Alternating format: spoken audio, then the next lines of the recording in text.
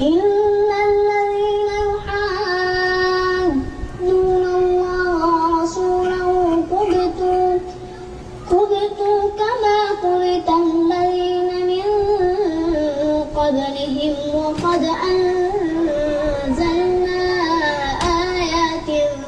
بينات وللكافرين عذاب مهين يوم يبعثهم الله جميعا فينبئهم بما عملوا أحصاه الله ونسوه والله على كل شيء شهيد.